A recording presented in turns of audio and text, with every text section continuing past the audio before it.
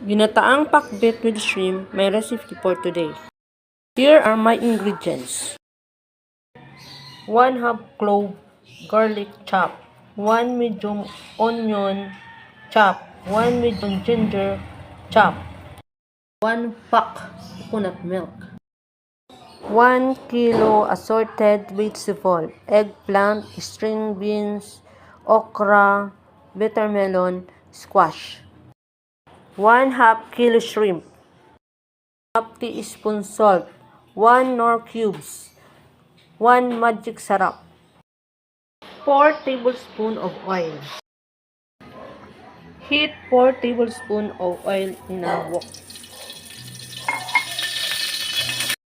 Saute onion, garlic, and ginger until brown.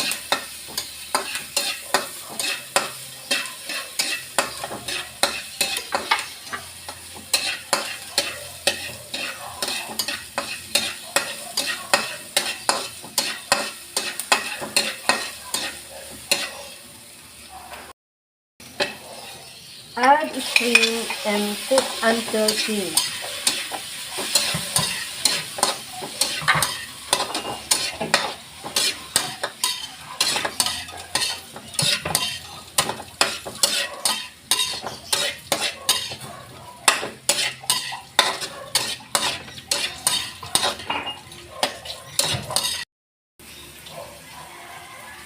Add assorted vegetable and saute for a few minutes.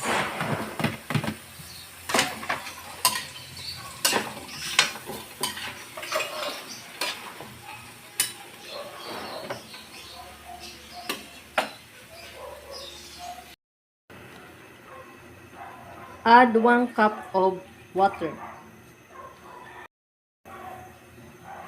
Season with salt, magic sarap,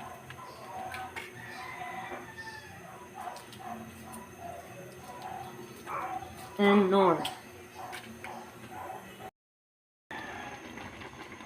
Pour in a coconut milk.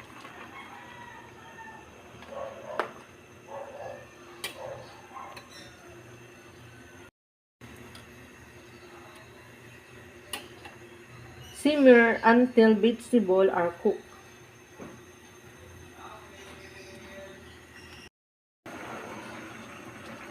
This is my way of cooking pakbet. Thanks for watching.